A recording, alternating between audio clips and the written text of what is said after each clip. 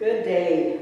Welcome to this final week of a worship series considering our history as spiritual ancestors of the Pilgrims and how our Congregationalist story is intertwined with the story of Native peoples from Massachusetts to Minnesota, as I've been saying.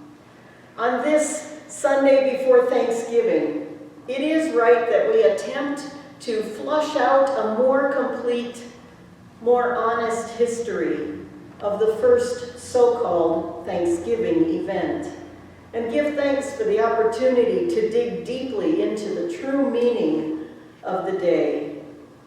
I'm very grateful today for Mary and Julie for their calling to share today's message with you. And so would you just pause for a moment, take a deep breath, and prepare yourself to worship the Creator who holds us all.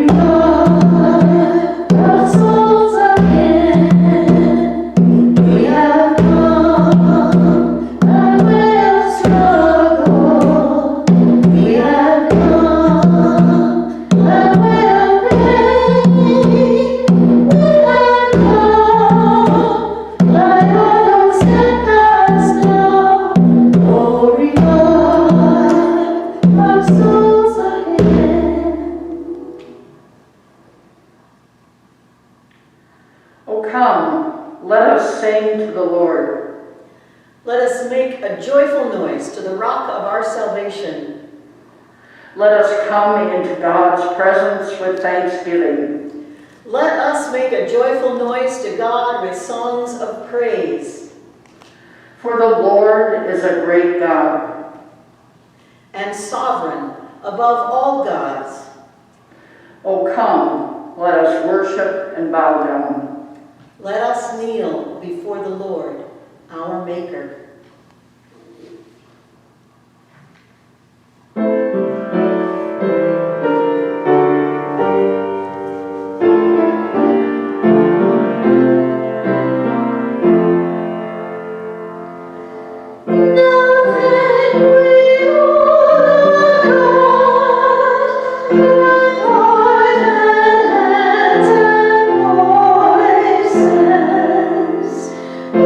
Wondrous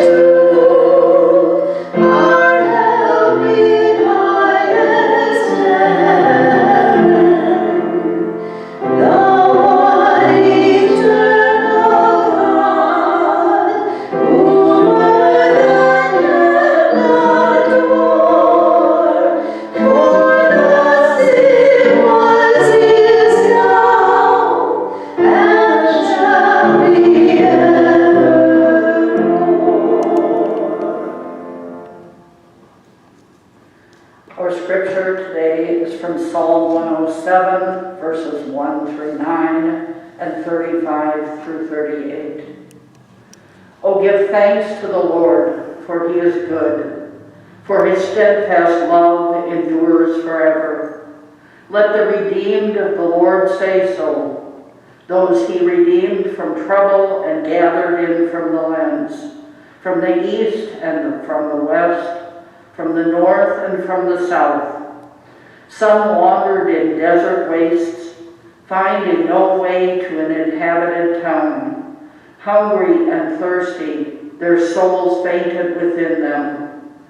Then they cried to the Lord in their trouble, and he delivered them from their distress.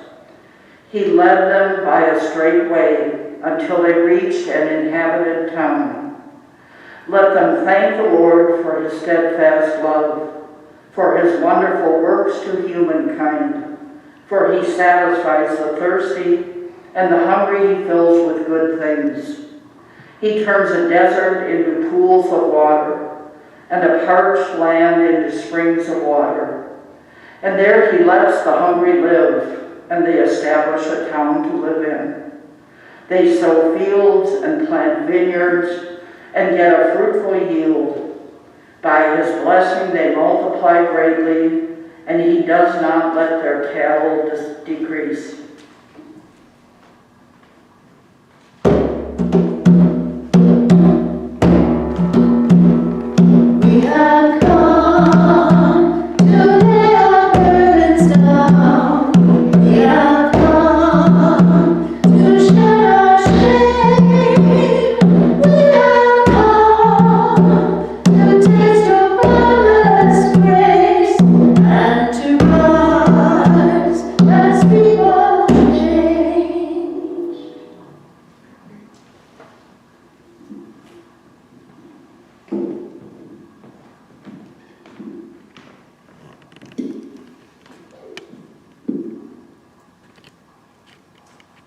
I'm sharing this morning the book, The Secret of Saying Thanks by Douglas Wood.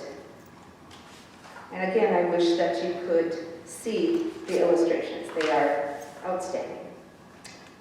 The world is full of secrets, gentle, shy things that some people know and some don't. The best secrets are the ones that make us happy, and the best thing about any secret is sharing it with someone else who wants to know. Perhaps you'd like to know a secret, one of the happiest ones of all. You will surely find it for yourself one day. You will discover it all on your own, maybe when you least expect it. You might discover the secret at dawn, a morning like all other mornings. The sun climbs over the edge of the earth and begins to fill the world with light and warmth. It touches your cheek with a golden ray, and you say softly and simply, "Thanks. Thank you, sun, for the gift of a new day, for all of its choices and challenges, for all the beauty that it brings." Or sometime perhaps you'll notice a flower, as if for the very first time, and thank it and all of its bright brothers and sisters for the grace of their blossoms and the sweetness of their breath, for coloring your path and reminding you how easy it can be to smile.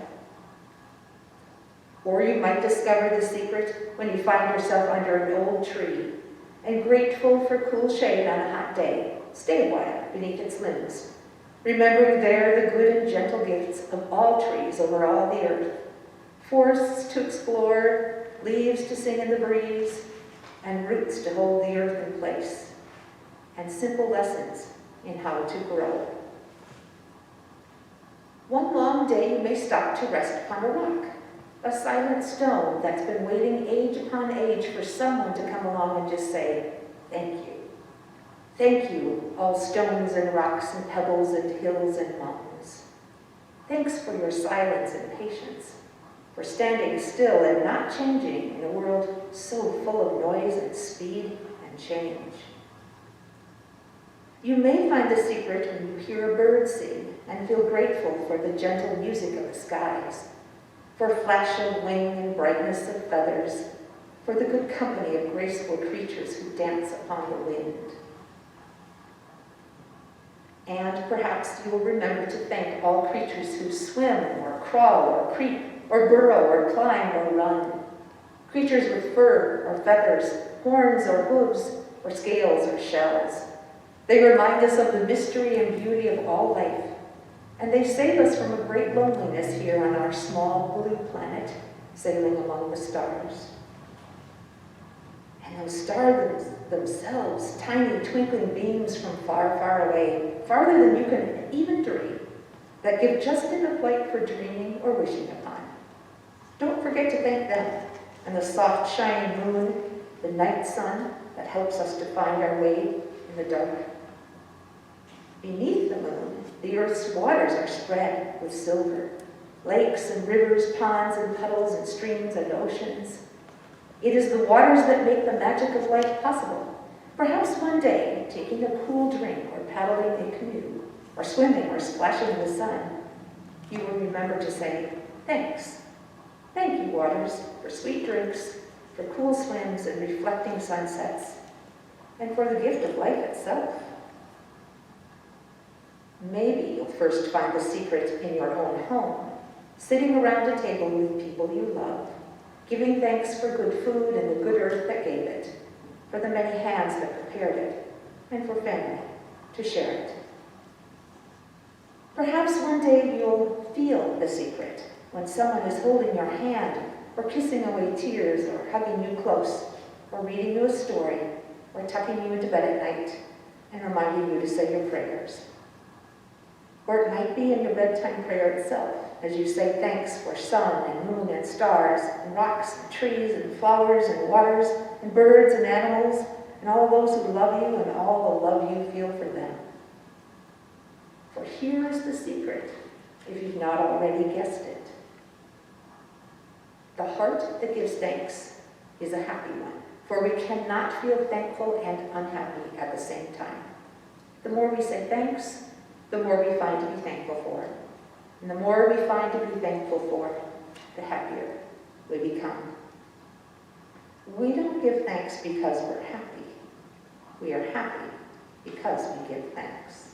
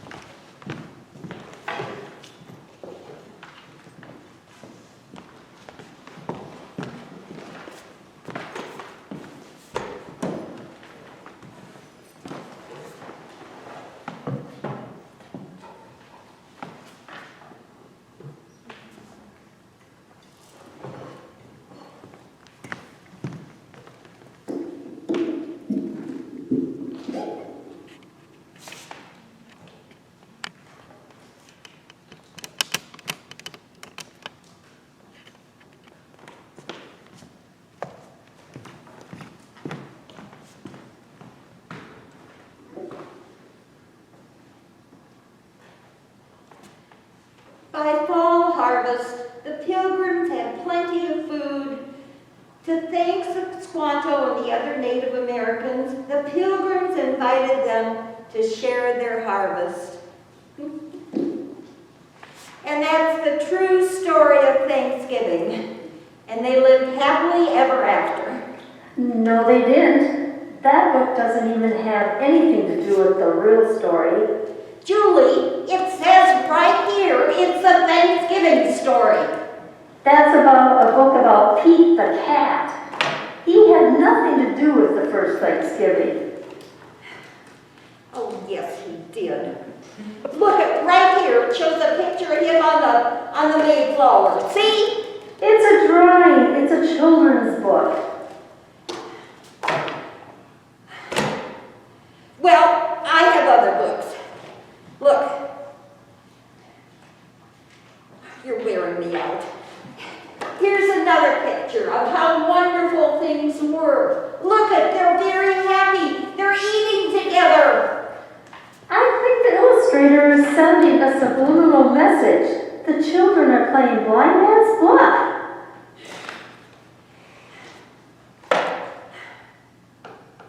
You know, you just can't let it go, can you? You know, wait, I have more. Here, man, you're really upsetting me. Here's another picture. Look at how happy they are, and they're all getting along. And aside from the fact that it's a picture of 3 women serving them, those are not real pictures. Someone made them up. They could put anything they wanted in the drawings or paintings because no one who attended had a cell phone or a camera. There are many versions of what happened at Plymouth by various authors and illustrators. Not everything you read or see is true. Not all the stories about an event are the same or even true. Your story is different from mine and vice versa. I am shocked, Julie. Thank you so much. Thank you for bursting my bubble. Then I guess I can't read Charlie Brown Solves Christmas next month, can I? Probably not. Let's try to stick to the real story. When I was a child, Thanksgiving was simple. It was about turkey and dressing, love and laughter, time for family to gather around a feast and to be thankful for the year that had passed and be hopeful for the year to come. In school, the story we learned was also simple.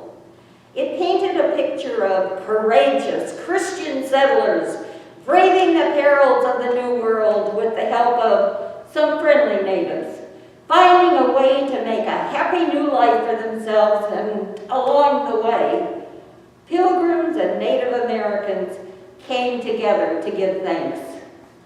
That story was wrong. We made pictures of the gathering, everyone smiling. We colored turkeys or made them out of construction paper. We sometimes had a mini feast in class. There was a lump stereotype that Native Americans wear all the same regalia. There are some paintings that have the Wampanoag wearing the regalia of Plains Indians. That was also wrong. Oh, I thought it was just a beautiful story. People reaching across race and culture to share with one another, to commune with one another. But, you know, that's not the full story of Thanksgiving. Like so much of the American history, the story has had its least attractive features winnow away. White people have been centered in the narrative, and all atrocity has been politely just papered over. At Thanksgiving time, we are reminded that we should give thanks, but little explanation is usually given to us about why we should do that. Of course, we know that expressing gratitude is polite, and when we're in a happy mood and wanting to please others, good manners might be reason enough.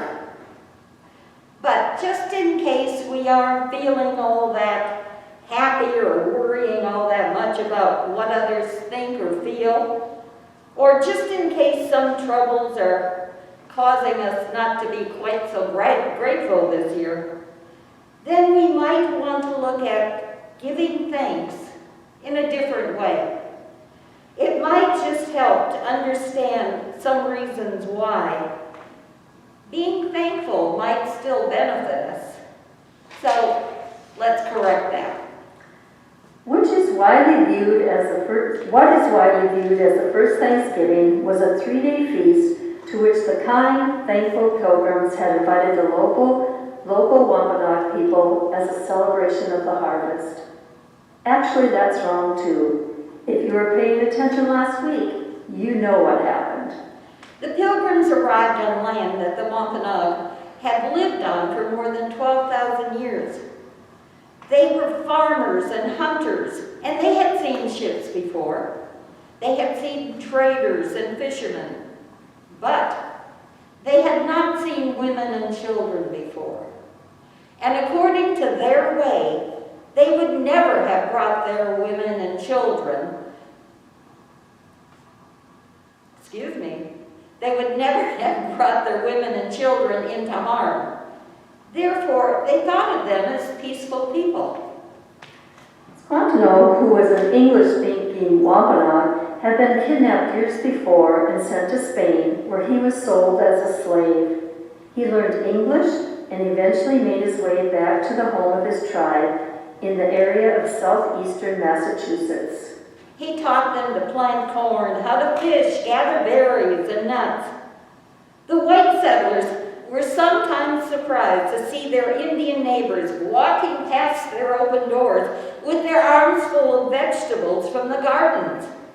Now, to the Indians, this wasn't wrong, because the vegetables grew in the ground, and they felt that they had a right to them. The Pilgrims had been desperate and sick and dying, but had finally had some luck with the crops. That fall, after a successful harvest and in preparation for a celebratory meal, they sent 4 men out to shoot some fowl. The natives heard the shots, and soon the chief and 90 warriors showed up to find out what was going on. There wasn't enough food, so the Indians were sent out and came back with 5 deer, which they presented to the chief of the town. This custom, a food giveaway, continues to this day among many tribes. Dick and I had planned a vacation around attending the feast day at the Santo Domingo Pueblo in New Mexico. At that time, about 20 years ago, outsiders were only welcome on one day, August 4th. They have since discovered the benefits of tourist dollars, and they become a little bit more welcoming. No cameras, recording devices, or even sketching was allowed. It's the largest Indian dance ceremony held in the Southwest. After Mass in the Mission Church, the statues are carried out to the main plaza, where a bough-covered shrine is located. There the elders are seated out of the sun, and the various clans of the Pueblo take turns dancing. Did I say the heat was unbearable? In front of the shrine, there were bowls of food, which had been sitting there for hours, and they were drawing flies the size of B-52 bombers. They gave out loaves of bread to random people who were attending, and then we were invited to partake of the food. There were bowls of lemonade being passed around, with everyone drinking out of the same bowls. It was the most raw, Aboriginal celebration that we ever attended, and we participated in many in Western United States, as well as in the Midwest. Feast days and Wasagi are held to thank their ancestors for their sacrifice, to celebrate their resilience, and to demonstrate that their songs, dances, spirits, and ceremonies survive. The Ojibwe do giveaways where they give gifts, usually blankets in honor and memory of a beloved departed member of the family. Traditionally, Native American wealth wasn't determined by how much you possessed, but by how much you gave away. Now, the event with the Pilgrims lasted 3 days. Remember, they had to cook that deer. They also had lobster, clams, berries, fruit, pumpkins, and squash. And everyone lived happily ever after. Wrong! While Thanksgiving is one of our favorite holidays, it is quite often a day of mourning and protest for Native peoples, and not just the Wampanoags, because it commemorates the arrival of settlers in North America and the centuries of oppression, and genocide that followed. Now, the pilgrim-centric view, so often presented by two famous paintings depicting the first Thanksgiving, featured the natives pictured in subservient positions, outnumbered and crouching on the ground at the edge of the frame. Another myth is that the Wampanoag were feasting with friends. That doesn't appear to be true. After the visits to the New World by Samuel de Champlain and Captain John Smith in the early 1600s, a terrible illness spread through the region among the Native Americans. Modern scholars have argued that indigenous communities were devastated by leptospirosis, a disease caused by the Old World bacteria that had likely reached New England through the feces of rats that arrived on the European ships. This weakening of the native population by disease from the new arrival ships created an opening for the Pilgrims. King James called this spread of disease a wonderful plague that might help to devastate and depopulate the region. Some friends. But many of these native people were not killed by disease, would be killed by direct deed.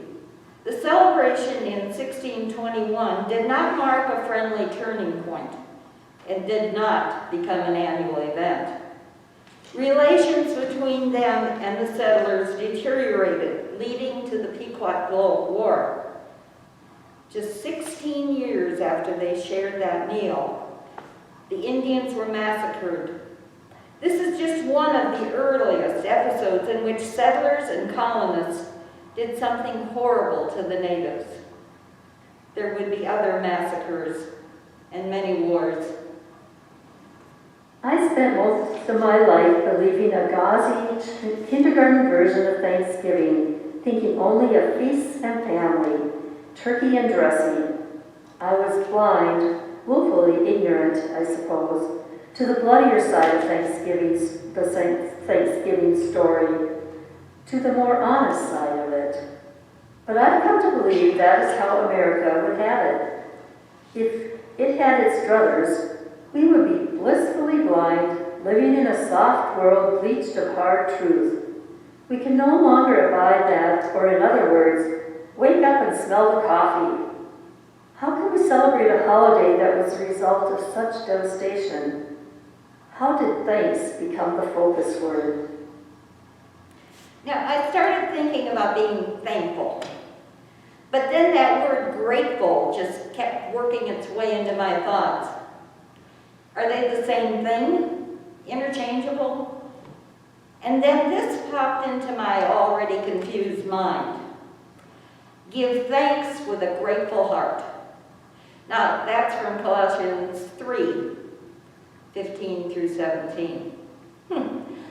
More confusion. And then a friend said to me, you're thinking too hard. But I kept moving forward. And then I found this. Gratitude is an emotion expressing an appreciation for what one has as to what one wants. Also, gratitude is a thankful appreciation for what one receives, tangible or intangible, as they acknowledge the goodness in their lives. Being thankful or thanking someone often implies you're acknowledging your thanks for something that someone's given you. Well, at that point, I decided that one of those words had to disappear, and thankful survived. Now, I'm still having a hard time reconciling the word with anything that happened at Plymouth Plantation, but, It is a wonderful word. We stand taller when someone, before COVID, would hug us and say, I'm so thankful that I have you in my life. Sometimes it's the little things in life that we give thanks for. Some people are thankful to have shoes, bread, or fresh air. But sometimes we have trouble expressing the fact that we are thankful. Maybe it's a bad attitude, or you figure, why bother? It's not important. Why are we tempted to think that we are always in need of more or something better? And when we don't get it, we become discontented and unable to thank God as we should. Some tie their thankfulness to human success. We think blessings must include having friends, a job, doing well in school, having a home, or money. Now, what happens when things don't go well at work, school, or with friends, or when we get sick, or we have to move, or relocate? Has God stopped blessing us that we should no longer be thankful? Absolutely not. Should we counteract negative thinking by reminding ourselves that others have it worse? Again, no. That may help us accept the problem, but it doesn't help us get thankful hearts. We should remember that every moment that we have is a gift from God. Those moments should be celebrated. I keep thinking, or maybe it's just because I'm older, Thanksgiving's changed. Do you remember what it was like? Did your family have grandma and grandpa and aunts and uncles and cousins at your house for a big Thanksgiving meal? Or did you go to someone else's house? Or was your day small and quiet?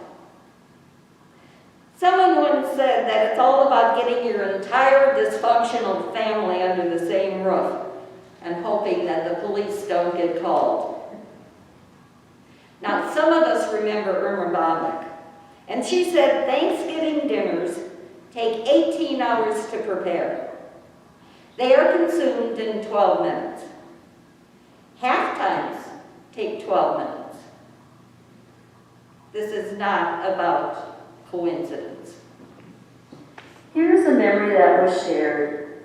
Within the first 5 years after my divorce, I was finally getting on my feet. Being a single mom with a 6-year-old at home, I had started dating a single divorced man with 2 boys. My older children were away for this Thanksgiving.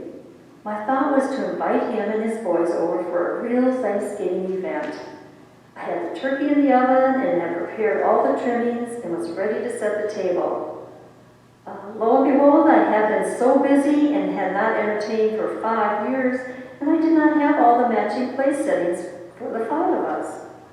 What I did then was, I set each place setting with odds and ends of dishes. I announced to my guests that they noticed that their table setting matched, but did not match with others. Each person had their own private setting to eat from. I found out that year it is not the setting of the dishes that makes Thanksgiving special. It is acceptance of what you have and who you share it with. Thank you, Karen. Growing up, did you dress up? Did you wear your Sunday clothes for the occasion? Is the day more casual now? Yeah. Is it just another day, and have we forgotten that being thankful is even part of the day? For many of us, this year won't be a normal Thanksgiving. Due to the COVID regulations for social gatherings, we may be missing friends and family that we usually spend at least part of the day with. This was shared by John. Thanksgiving is my favorite holiday. The food, people getting together, and not having the hubbub of gifts. A number of years ago, my older sister and I decided to change the Thanksgiving menu.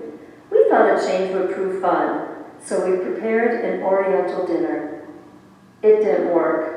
People wanted to know when the traditional dinner was to be served. Being part of a military family for so many years, the kids and I were often alone and in a strange city when a holiday hit. I hated it. One year the real tree was up, gifts underneath for 5 months, waiting for the ship to come back. I do not dare plug in the lights. The tree was so dried out. After Dick and I got married, of course there were church services on the holidays, so he had to work. Plus, we were often too far away to make it home the exact date of the holiday. And at that point in our life, the kids and grandkids were having their own celebrations.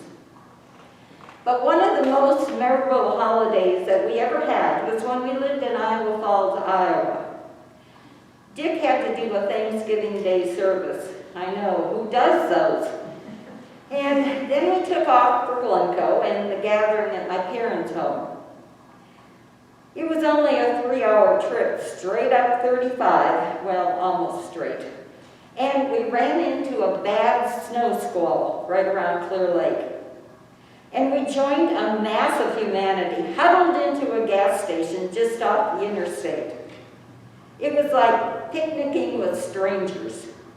For a brief moment in time, we were all in the same boat, eating whatever we could grab, pizza, donuts, chips, and eating it all with a sometimes view through the squall to see the surf ballroom just across the highway. And we shared memories of Buddy Holly, the Big Bopper, and Richie Havens. Then we parted, and Dick and I turned around and went back home. It was a good Thanksgiving. It's okay if you don't eat what is considered a traditional meal. Change is good. Are you eating healthier? Less? Do you still have a relish tray? Raisins in the stuffing, or absolutely not? Do you call it stuffing or dressing? Do you cringe when someone asks for the ketchup? Does anyone really eat olives? Do you eat dessert immediately, or do you wait for a while? Anyone have a relative who belches after the meal thinking it's a compliment for the cook? Well, one year my sister and I thought it would be nice to have fancy cranberry sauce. Well, the kids, especially my nephew Dylan, thought that Thanksgiving meal was ruined. We found out that cranberry sauce only comes in a can. It is not cranberry sauce unless it is in a can-shaped blob with lines from the can. We have never tried that fancy cranberry sauce again. Is a prayer offered before your Thanksgiving meal? Ours was always offered by my dad. He always mentioned all of the good things about family and being together. It wasn't long, but it was perfect. After Dad died, Dick took over, and we had to wait considerably longer to eat. We need to recognize and feel how blessed we are. According to Psalm 107, one benefit of giving thanks is that doing so helps us recognize and feel how blessed we are. We recognize this in our minds, and we feel it in our emotions. So what kind of blessing are we talking about? Psalm 107 gives us some ideas.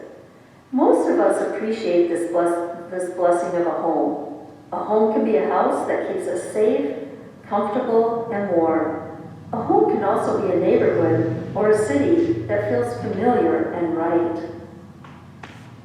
I've moved a lot and lived in many places where I never quite felt like I belonged. But every so often, I've moved to a new place where I immediately felt it right at home. You know, it's hard to define or explain that feeling. But when we feel it, we know we are blessed by God. Besides the blessing of a home in Psalm 107, we are reminded that God blessed the Hebrews with food, satisfying the thirst and filling the hungry with good things, giving them fruitful harvests and maintaining their animal herds. Today we know of God's work in our lives in these same kind of ways. God feeds us when we're hungry, heals us when we're sick, and protects us from danger. Of course, we can always name exceptions. Some of us will have an empty chair at our holiday table this year. It's been a rough year for many. COVID is wearing us all down. We're stressed and tired, and we're still expected to give thanks. It'll be difficult. Realize how many people love and support you. This is a group activity. Focus on the positive, and it improves life. A second benefit of giving thanks is that it helps us focus on the positive. And when we think of the good things in our lives and tell God and others how appreciative we are, well, our life actually improves. This is true no matter how bad our situation is. And if we can think positively, options open up, solutions appear, and our life will get better. When the Hebrew people cried out for help, God heard them and delivered them from their distress. God met their needs in wonderful and loving ways. And no matter how much trouble we're in, no matter how bad we feel, God can help us too. When we say thanks, we remember this positive truth. It enables us to reach out for the help we need. It enables us to improve our life. Now, Lincoln was the president who finally proclaimed Thanksgiving an official national holiday. 242 years had passed since the first Pilgrim Thanksgiving, and 3 previous presidents had turned down the idea. But in 1863, in the midst of the Civil War that was tearing the country apart, President Lincoln proclaimed the last Thursday in November as the annual celebration of Thanksgiving. Why did he do that? Certainly not because things were going well. Maybe President Lincoln knew that the whole country needed to put aside its negative thoughts. Maybe he realized that giving thanks helps us focus on the positive and improves our life. Would that also work for us at this time? Could be. A third reason to give thanks is to remind ourselves that we aren't alone. When life is going well, it's easy to get a big head and think of our success or happiness is all that we've single-handedly pulled ourselves up by our own bootstraps. And when life isn't going well, it's very easy to feel overwhelmed, scared, depressed, and alone. Giving thanks to God keeps us from becoming conceited, arrogant, and selfish during the good times. And giving thanks to God helps us from feeling alone during the difficult times. There's a story about a woman who asked her farmer husband to say grace before the meal. Her husband, who wasn't a very religious man, replied, "I don't know why you think we should thank the Lord when we're the ones that tilled the ground, we planted the seeds, we did the fertilizing, we harvested the crops, we ground the grain, we kneaded the dough, and we baked the bread." Maybe that farmer ought to realize that we did not put the sun in the sky or cause the rain to fall. We did not tilt the earth on its axis so the long days with summer would warm the soil. We did not create the first seeds and fertilizer. We did not even create our strong backs and smart brains.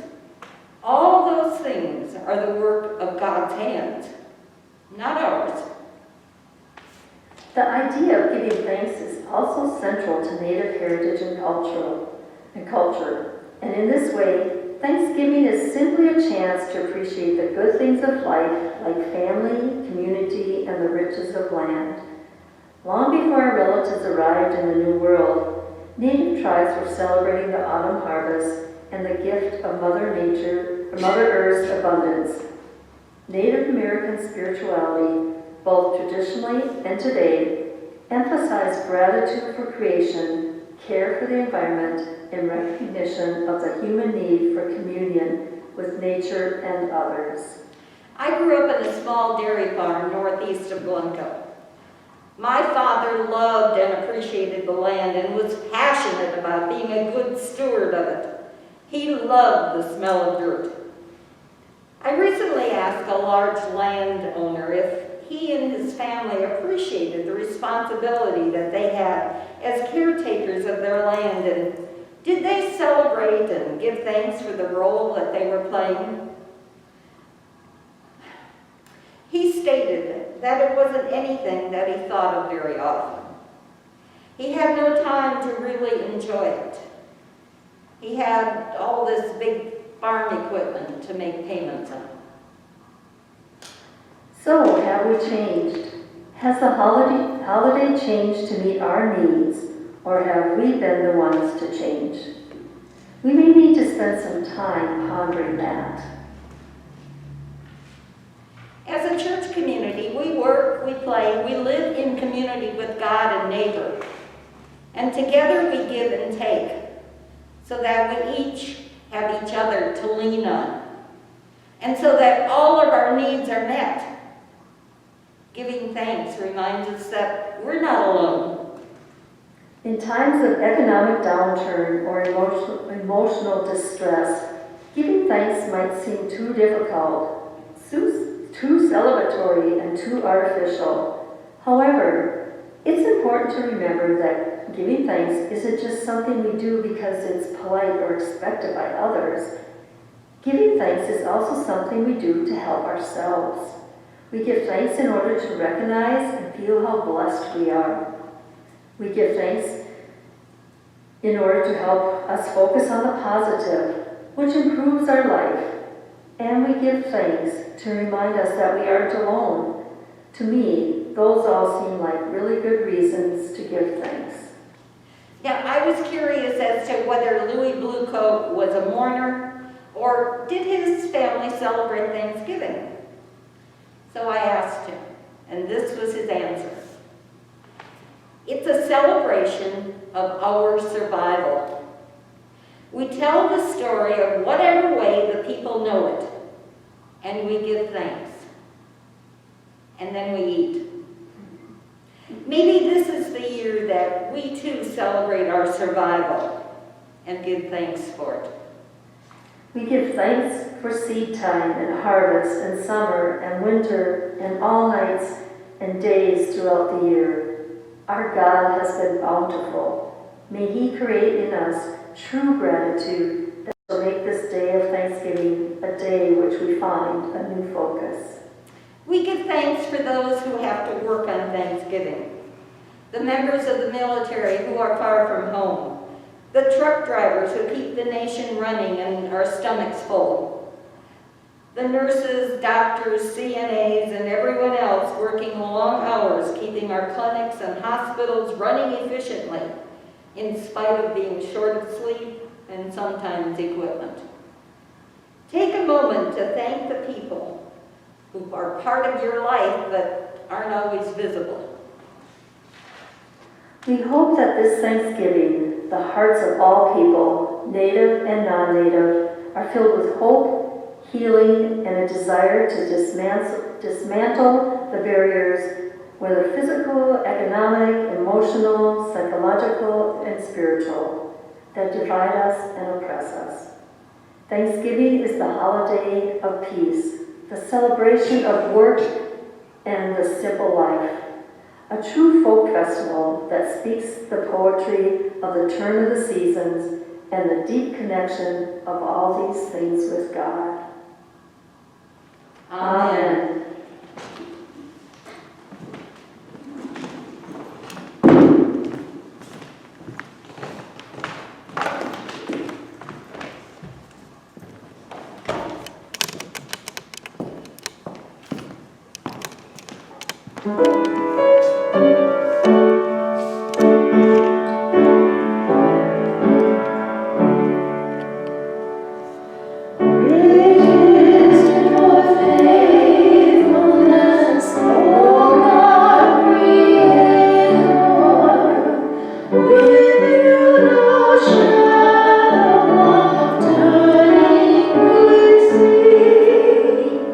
You do not change.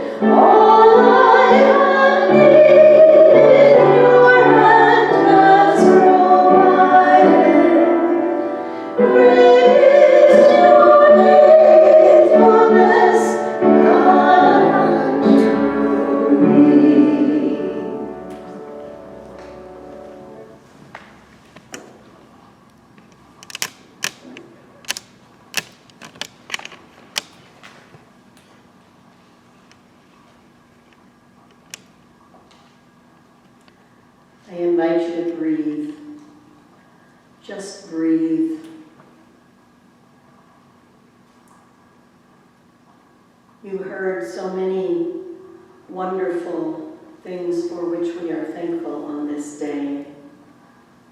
Mary and Julie laid out so many of the gratitudes that we list in our minds, and I know that you have prayers of your own as well. So I invite you to just pause for a moment, offer your own word of thanks, offer your own words of concern, and listen for any messages God might have for you in this moment.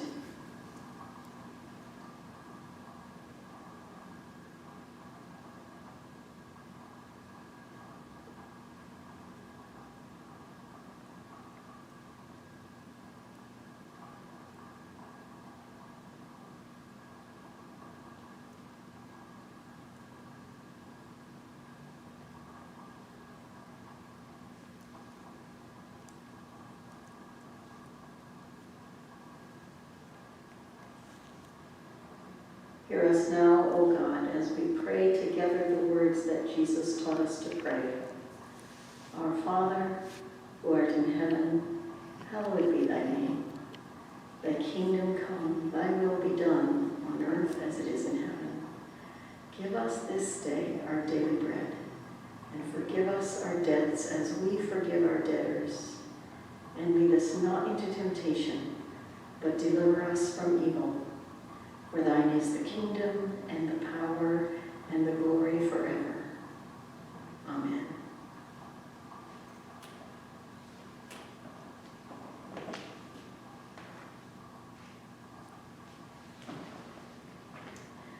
Once again, if you would like to participate in any of the activities that are going on at our church, most of it, because of rising COVID numbers, we remain online, digital, and so we have Zoom links to any of the activities that you would like to join us for. Discussions, meditation. Tai Chi will be taking a break and changing times, so I'm not going to invite you to look at that right now because we're still negotiating that. But we will not hold that next Wednesday. And so, are there any other announcements that I need to make from this group that's gathered today? No. If no, then we will close with our closing hymn, Grateful.